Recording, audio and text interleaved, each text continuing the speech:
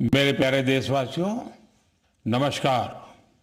मन की बात में एक बार फिर आप सभी का स्वागत है। मार्च का ये महीना वैश्विक स्तर पर बहुत ही हलचल भरा रहा है। हम सबको याद है कि पूरा विश्व भूतकाल में कोविड के कारण एक लंबे समय तक अनेक समस्याओं से गुजरा था। हम सभी की अपेक्षा थी कि कोरोना के संकट से निकलने के बाद दुनिया नए सिरे से प्रगति की राह पर आगे बढ़ेगी। लेकिन दुनिया के अलग अलग क्षेत्रों में लगातार युद्ध और संघर्ष की परिस्थितियां बनती चली गई। वर्तमान में हमारे पड़ोस में एक माह से भीषण युद्ध चल रहा है। हमारे लाखों परिवारों के सगे संबंधी इन देशों में रहते हैं, खासतौर पर खाड़ी देशों में काम करते हैं। मैं गल्फ कंट्रीज का बहुत आभारी हूं। वे ऐसे 1 करोड़ से ज्यादा भारतीयों को वहां पर हर प्रकार की मदद दे रहे हैं। साथियों, जिस क्षेत्र में अभी युद्ध चल रहा है वह क्षेत्र हमारी ऊर्जा आवश्यकताओं का बड़ा केंद्र है। इसकी वजह से दुनिया भर में पेट्रोल और डीजल को लेकर संकट की स्थिति बनती जा रही है। हमारे वैश्विक संबंध, अलग अलग देशों से मिल रहा सहयोग और पिछले 1 दशक में देश का जो सामर्थ्य बना है, इनकी वजह से भारत इन परिस्थितियों का डटकर मुकाबला कर रहा है। साथियों, निश्चित तौर पर यह चुनौतीपूर्ण समय है। मैं आज मन की बात के माध्यम से सभी देशवासियों से फिर यह आग्रह करूंगा कि हमें एकजुट होकर इस चुनौती से बाहर निकलना है। जो लोग इस विषय पर भी राजनीति कर रहे हैं, उन्हें राजनीति नहीं करनी चाहिए। यह देश के 140 करोड़ देशवासियों के हित से जुड़ा विषय है। इसमें स्वार्थ भरी राजनीति का कोई स्थान नहीं है। ऐसे में जो भी लोग अफवाह फैला रहे हैं, वे देश का बहुत बड़ा नुकसान कर रहे हैं। मैं सभी देशवासियों से अपील भी करूंगा कि वो जागरूक रहे, अफवाहों के बहकावे में न आए। सरकार की तरफ से जो आपको निरंतर जानकारी दी जा रही है, उस पर भरोसा करें और उसी पर विश्वास करके कोई कदम उठाएं। मुझे हर बार की तरह इस बार भी विश्वास है कि जैसे हमने देश के 140 करोड़ देशवासियों के सामर्थ्य से पुराने संकटों को हराया था, इस बार भी हम सब मिल करके इस कठिन हालत से बहुत ही अच्छी तरह बाहर निकल जाएंगे। मेरे प्यारे देशवासियों, भारत की ताकत यहाँ के कोटि कोटि लोगों में निहित है। आज मन की बात में एक ऐसे प्रयास के बारे में बताना चाहता हूं जो देशवासियों की जन भागीदारी की भावना को दर्शाता है।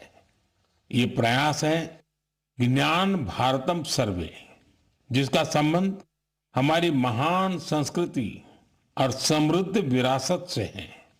इसका उद्देश्य देश भर में मौजूद मैन्युस्क्रिप्ट्स यानी पांडुलिपियों के बारे में जानकारी जमा करना है। इस सर्वे से जुड़ने का एक माध्यम ज्ञान भारतम ऐप है।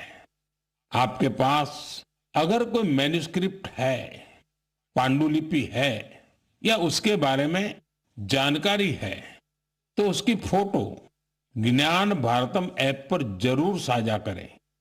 हर एंट्री से जुड़ी जानकारी को दर्ज करने से पहले उसकी पुष्टि भी की जा रही है। मुझे इस बात की खुशी है कि अब तक हजारों मैन्युस्क्रिप्ट्स, पांडुलिपि लोगों ने शेयर की है। उदाहरण के तौर पर अरुणाचल प्रदेश के नामसाई के चा नंती सिंह लोआंग जी ने ताई लिपि में पांडुलिपियां साझा की है। अमृतसर के भाई अमित सिंह राणा ने गुरुमुखी लिपि में पांडुलिपि शेयर की है। यह हमारी महान सिख परंपरा और पंजाबी भाषा से जुड़ी लिपि है। कुछ संस्थाओं ने पाम लीफ यानी ताड़ के पत्तों पर लिखी मैन्युस्क्रिप्ट दी है। राजस्थान के अभय जैन ग्रंथालय ने कॉपर प्लेट्स पर लिखी बहुत पुरानी पांडुलिपियां शेयर की हैं। वहीं लद्दाख की हेमिस मोनेस्ट्री ने तिब्बती में बहुमूल्य पांडुलिपियों के बारे में जानकारी दी है। यहाँ पर मैंने कुछ ही उदाहरण दिए हैं। यह सर्वे जून के मध्य तक जारी रहने वाला है। आप सभी से मेरा आग्रह है कि अपनी संस्कृति से जुड़े पहलुओं को सामने लाएं और शेयर करें। मेरे प्यारे देशवासियों, भारत दुनिया का सबसे युवा देश है। देश के युवा की ताकत जब राष्ट्र निर्माण में जुड़ती है तो बहुत बड़ी मदद मिलती है। राष्ट्र निर्माण के इस दायित्व को निभाने में बड़ी भूमिका निभा रहा है मेरा युवा भारत यानी माय भारत संगठन। ये संगठन देश के युवाओं को अलग अलग पॉजिटिव गतिविधियों से जोड़ रहा है। हाल ही में माय भारत द्वारा बजट क्वेस्ट का आयोजन किया गया। इसका मकसद था देश भर के युवाओं को बजट प्रक्रिया और नीति निर्माण से जोड़ना। इससे जुड़ी क्विज में देश भर से करीब 12 लाख युवाओं ने हिस्सा लिया। क्विज के बाद करीब 1,60,000 प्रतिभागियों को निबंध प्रतियोगिता के लिए चुना गया। मुझे इनमें से कुछ निबंध पढ़ने का अवसर भी मिला।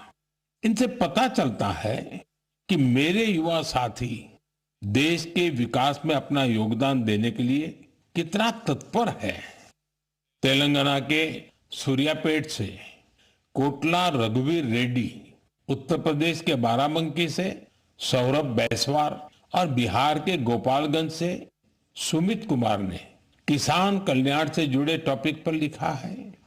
पंजाब के मोहाली से आंचल और ओडिशा के केंद्रपाड़ा से ओम प्रकाश रथ ने वुमेन लेड डेवलपमेंट को आगे बढ़ाने के तरीकों पर अपने विचार प्रकट किए हैं। हरियाणा के यमुनानगर से प्रथम बरार ने लिखा है कि ग्रीन और क्लीन भारत ही समृद्ध भारत का मार्ग है। इससे उनकी गहरी सोच का पता चलता है। दिल्ली के शंख गुप्ता का सुझाव है कि ग्रामीण क्षेत्रों में खेल प्रतिभाओं की पहचान के लिए और अधिक प्रयास होने चाहिए। हमारे युवा साथियों ने स्किल डेवलपमेंट और ईज ऑफ डूइंग बिजनेस पर भी अपने विचार साझा किए हैं। मैं उन सभी युवाओं की सराहना करता हूं जो अपने आइडियाज शेयर कर रहे हैं। ये विचार देश को आगे ले जाने में बहुत अहम है। मेरे प्यारे देशवासियों, देश भर के क्रिकेट फैंस के लिए यह महीना जोश और उत्साह से भर देने वाला रहा है। जब भारत ने T20 वर्ल्ड कप में ऐतिहासिक जीत दर्ज की तो देश में हर तरफ खुशी की लहर दौड़ गई। अपनी टीम की शानदार सफलता पर हम सभी को बहुत गर्व है। पिछले महीने के आखिर में कर्नाटका के हुबली में एक बहुत ही रोचक मुकाबला देखने को मिला। इस मुकाबले को जीतकर जम्मू कश्मीर की क्रिकेट टीम ने रणजी ट्रॉफी को अपने नाम कर लिया। सबसे खुशी की बात है कि करीब 7 दशकों के लंबे इंतजार के बाद इस टीम ने अपना पहला रणजी खिताब हासिल किया। यह अभूतपूर्व सफलता खिलाड़ियों के कई वर्षों के निरंतर प्रयासों का परिणाम है। टीम के कप्तान पारस डोगरा ने अद्भुत कौशल दिखाया। अपने नेतृत्व से इस जीत में उन्होंने अहम योगदान दिया। आज देश में कश्मीर के युवा गेंदबाज आकिब नबी के प्रदर्शन की भी चर्चा हो रही है, जिन्होंने रणजी सीजन में 60 विकेट लिए हैं। इस जीत से टीम के खिलाड़ी और कोचिंग स्टाफ के साथ साथ जम्मू कश्मीर के लोग बहुत रोमांचित हैं। क्रिकेट के मैदान में इस शानदार प्रदर्शन के बाद वहां के युवाओं में खेलों के प्रति उत्साह और बढ़ गया है। आने वाले समय में यह कई युवाओं को स्पोर्ट्स को अपनाने के लिए प्रेरित करेगा। जम्मू कश्मीर के लोगों में खेलों को लेकर गजब का जज्बा रहा है। मुझे खुशी है कि अब यह बड़े खेल आयोजनों का हब भी बनता जा रहा है। खेलो इंडिया विंटर गेम्स के लिए गुलमर्ग तो पहले ही अपनी पहचान बना चुका है। फुटबॉल जैसे स्पोर्ट्स भी यहाँ के युवाओं के बीच काफी लोकप्रिय है। मुझे आशा है कि आने वाले समय में जम्मू कश्मीर के खिलाड़ियों की जीत का यह सिलसिला यूं ही जारी रहेगा। मेरे प्यारे देशवासियों, मैं अक्सर कहता हूं, जो खेलेगा वो खिलेगा।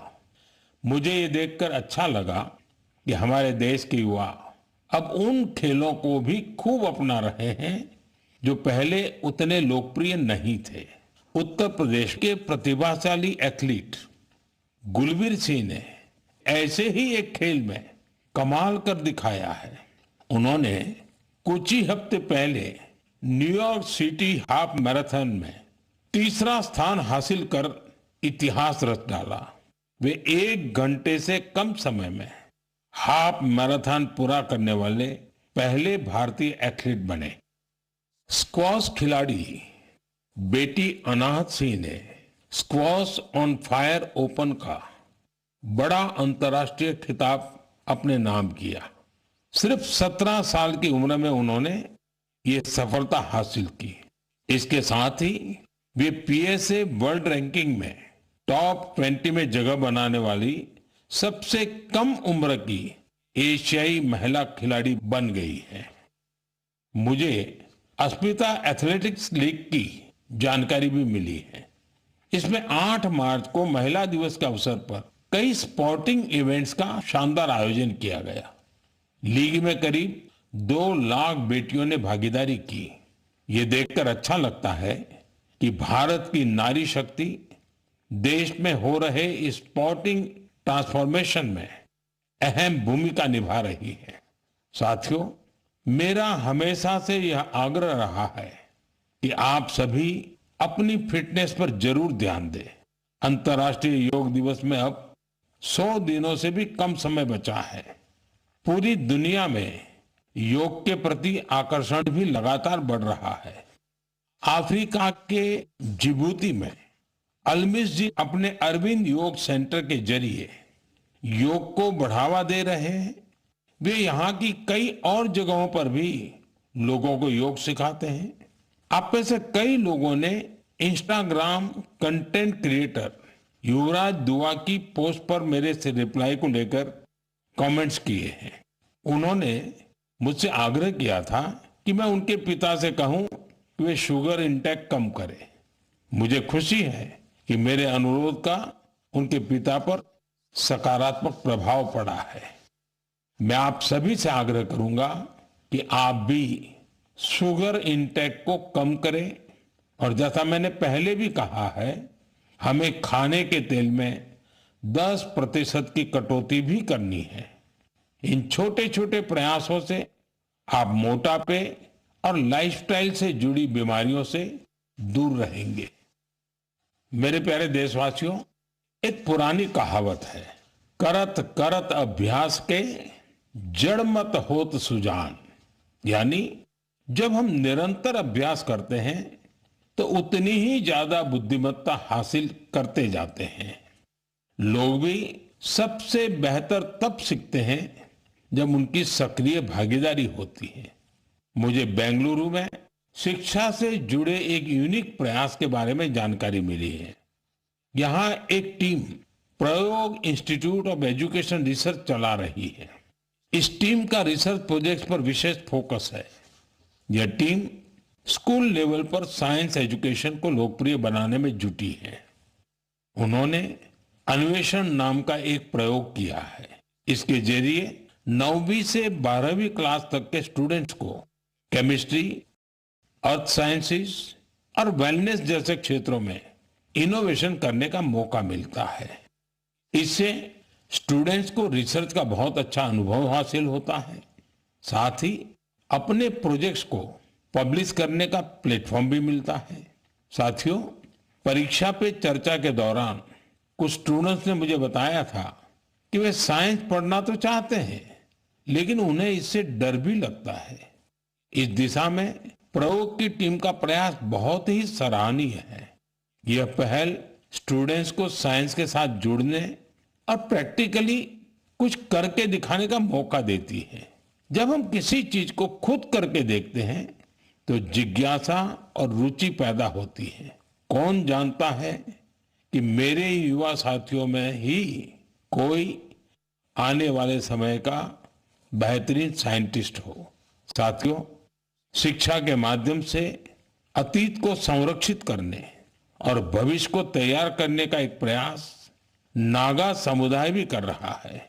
इस समुदाय के लोग अपनी आदिवासी परंपराओं का बहुत सम्मान करते हैं। वो इस पर गर्व तो करते ही हैं, साथ ही अपनी अप्रोच को आधुनिक भी रखते हैं। नागा ट्राइब्स में मोरुंग लर्निंग की एक पारंपरिक व्यवस्था थी। इसमें बुजुर्ग लोग अपने अनुभवों से युवाओं को पारंपरिक ज्ञान, इतिहास और लाइफ स्किल्स के बारे में बताते थे। समय के साथ यह सिस्टम अब मोरुंग कॉन्सेप्ट ऑफ एजुकेशन में बदल गया है। इसके माध्यम से बच्चों में गणित और विज्ञान जैसे विषयों में रुचि पैदा की जाती है।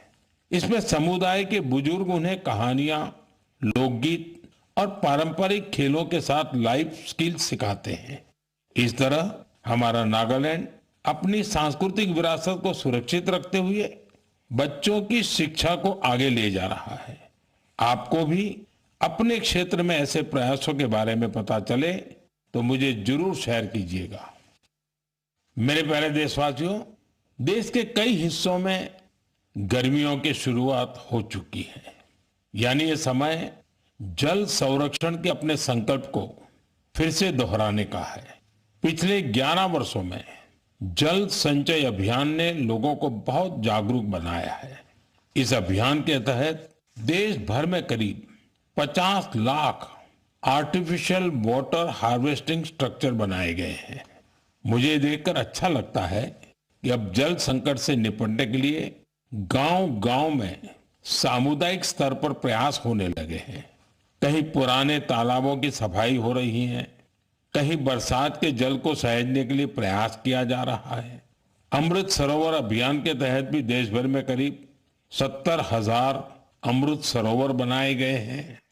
बारिश का मौसम आने से पहले इन सरोवरों की साफ सफाई भी शुरू हो गई है।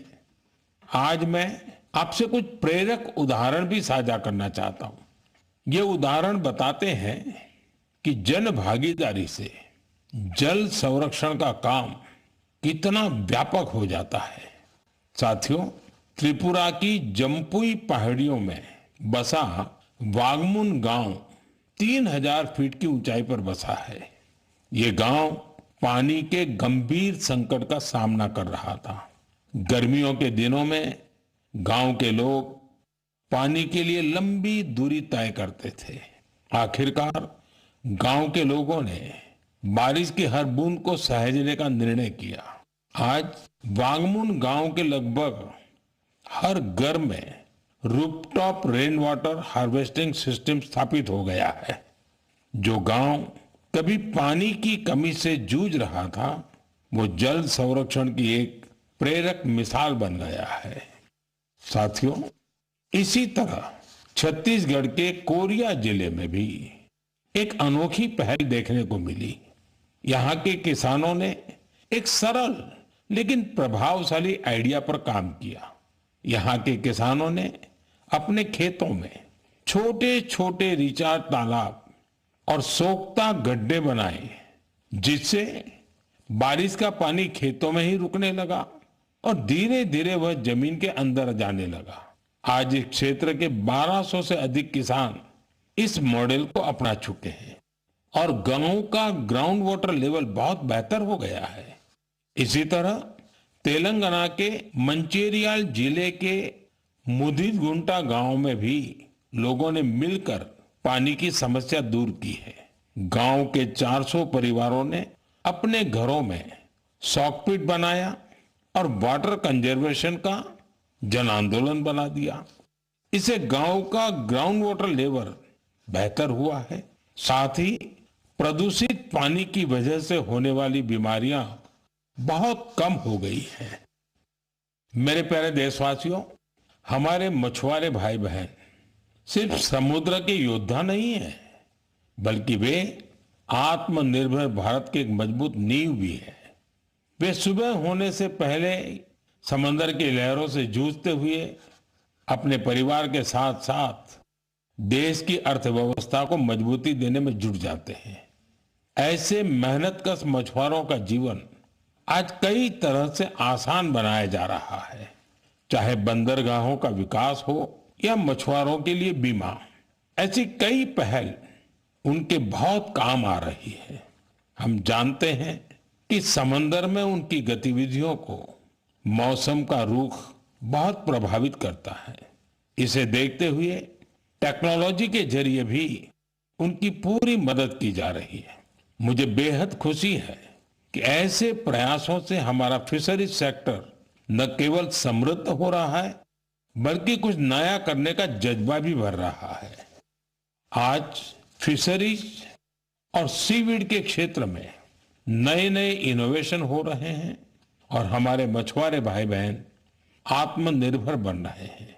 ओडिशा के संबलपुर की सुजाता भुयान जी एक गृहिणी थी, लेकिन वो कुछ नया करके अपने परिवार की और मदद करना चाहती थी। इसलिए कुछ वर्ष पहले उन्होंने हीराकुंड रिजर्वायर में फिश फार्मिंग शुरू की। शुरुआती दिन उनके लिए आसान नहीं थे। मौसम में होने वाले बदलाव, मछलियों के खाने का प्रबंध और घर की जिम्मेदारियों के साथ संतुलन बनाने में जैसी कई चुनौतियां थी, लेकिन उनका हौसला अडिग था। केवल 2-3 वर्ष के भीतर उन्होंने अपने प्रयास को एक फलते फूलते बिजनेस में बदल दिया। आज उनकी सफलता समुदाय की महिलाओं के लिए उम्मीद की नई किरण बन गई। साथियों, लक्षद्वीप में मिनिकॉय की हावा गुलजार जी की कहानी हमारी माताओं बहनों की अद्भुत संकल्प शक्ति को सामने लाती है। दरअसल वे एक फिश प्रोसेसिंग यूनिट चलाती थी, लेकिन उन्हें लगा कि उनके पास एक अच्छा कोल्ड स्टोरेज हो तो वे और बेहतर कर सकती है। इसलिए उन्होंने कोल्ड स्टोरेज यूनिट लगाने का फैसला किया। आज यही उनकी ताकत बन चुका है। अब वे बेहतर प्लानिंग के साथ कारोबार कर पा रही है। साथियों, देश में आज हर तरफ ऐसे प्रयास हो रहे हैं जो प्रेरित करने वाले हैं। बेलगावी के शिवलिंग सतप्पा हुद्दार ने पारंपरिक खेती से अलग रास्ता चुना। इसके लिए उन्होंने एक पॉन्ड फार्म बनाया। इस कारोबार के लिए उन्हें ट्रेनिंग भी मिली। अब अपने पॉन्ड से मछलियों की बिक्री कर वे अच्छी कमाई कर रहे हैं। वहीं सीवीड की मांग को देखते हुए कई लोगों ने सीवीड कल्टीवेशन को भी अपनाया है। इसका उन्हें बड़ा लाभ भी हो रहा है। मैं एक बार फिर फिशरीज सेक्टर से जुड़े सभी लोगों की सराहना करता हूं। हमारी इकोनॉमी को सशक्त बनाने के लिए उनका प्रयास बेहद प्रशंसनीय है। मेरे प्यारे देशवासियों, जब समाज खुद आगे आता है तो छोटे छोटे प्रयास भी बड़े बदलाव की नींव बन जाते हैं। हमारे देश के अलग अलग हिस्सों में ऐसे कई उदाहरण सामने आ रहे हैं जो हमें यही सिखाते हैं। हाल ही में उत्तर प्रदेश के वाराणसी में एक प्रेरक प्रयास देखने को मिला। वहां एक ही घंटे में 2,51,000 से अधिक पौधे लगाए गए और एक नया गिनीज वर्ल्ड रिकॉर्ड बना। इस प्रयास की सबसे खास बात यह रही, इसमें हजारों लोग एक साथ जुड़े। छात्र, जवान, स्वयंसेवी संगठन, अलग अलग संस्थाएं, सबने मिलकर इस काम को संभव बनाया। जन भागीदारी का यही स्वरूप एक पेड़ मां के नाम अभियान के दौरान भी दिखता है। इस अभियान के तहत देश भर में करोड़ों पेड़ लगाए गए हैं। साथियों, नागालैंड के चिजामी गांव से भी एक बहुत प्रेरक प्रयास सामने आया है। चिजामी गांव की महिलाएं मिलकर 150 से अधिक वैरायटी के पारंपरिक बीजों को सुरक्षित रख रही है। इन बीजों को एक कम्युनिटी सीड बैंक में संरक्षित किया जा रहा है, जिसे गांव की महिलाएं ही चलाती हैं। इनमें चावल, बाजरा, मक्का, दालें, सब्जियां और कई तरह की जड़ी बूटियां शामिल है। यह एक ऐसा प्रयास है जिसमें ज्ञान भी सुरक्षित है, परंपरा भी जीवित है और आने वाली पीढ़ियों के लिए एक मजबूत आधार भी तैयार हो रहा है। साथियों, आज जब दुनिया जलवायु परिवर्तन जैसी चुनौतियों का सामना कर रही है, तब ऐसे प्रयास हमें यह बताते हैं कि समाधान हमेशा कहीं दूर नहीं होता। कई बार हमारे अपने पारंपरिक ज्ञान और सामुदायिक प्रयास ही हमें सबसे मजबूत रास्ता दिखाते हैं। मेरे प्यारे देशवासियों, आज आप देश के किसी छोटे बड़े शहर में जाएंगे तो एक बदलाव आप जरूर नोटिस करेंगे। आपको बड़ी संख्या में घरों की छत पर सोलर पैनल लगे हुए दिखाई देंगे। कुछ साल पहले तक ये इक्का दुक्का घरों पर ही दिखता था, लेकिन आज पीएम सूर्यघर मुफ्त बिजली योजना का प्रभाव देश के कोने कोने में दिखने लगा है। इस योजना की वजह से गुजरात के सुरेंद्रनगर जिले की पायल मुजपरा के जीवन में बहुत बड़ा बदलाव आया है। उन्होंने सूर्य पहल के माध्यम से सोलर पावर टेक्नोलॉजी की ट्रेनिंग ली और 4 महीने का सोलर पीवी टेक्नीशियन का कोर्स पूरा किया। अब वो एक कुशल सोलर टेक्नीशियन बन गई है। पायल एक सोलर उद्यमी के तौर पर अपनी पहचान बना रही है। वो आसपास के जिलों में सोलर रूफटॉप इंस्टॉलेशन का काम करती है और इससे उन्हें हर महीने हजारों रुपए की आय होती है।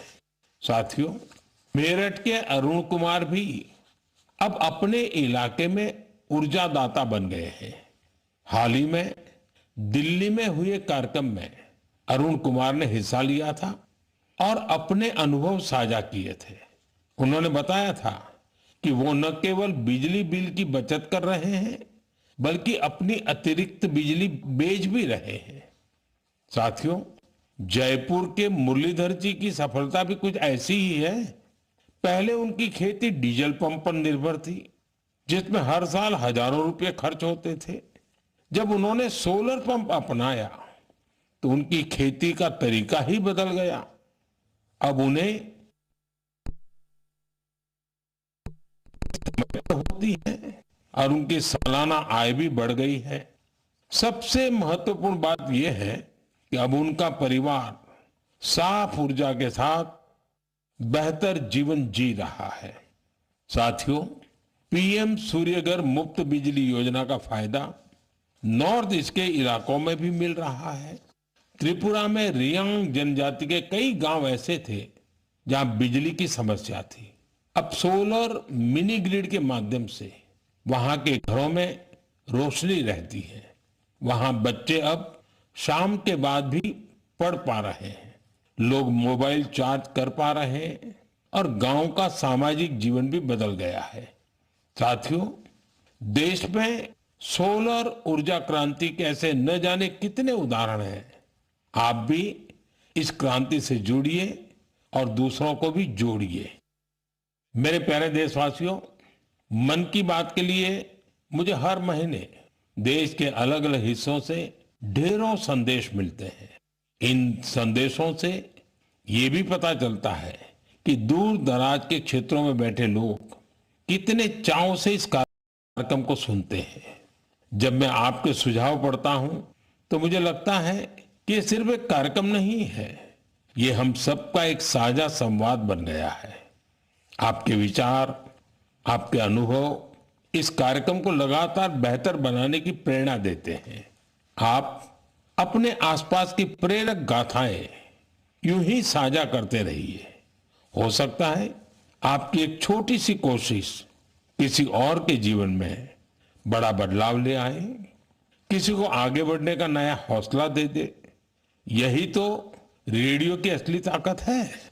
ये देश के अलग अलग कोने में बैठे लोगों का एक विचार, एक भावना और एक उद्देश्य जोड़ देता है। अगले महीने फिर मिलेंगे कुछ नए प्रेरक व्यक्तित्वों के साथ, कुछ ऐसे प्रयासों के साथ जो हमें आगे बढ़ने की नई ऊर्जा देंगे। तब तक आप अपना और अपने परिवार का ध्यान रखें, स्वस्थ रहें, खुश रहें। बहुत बहुत धन्यवाद।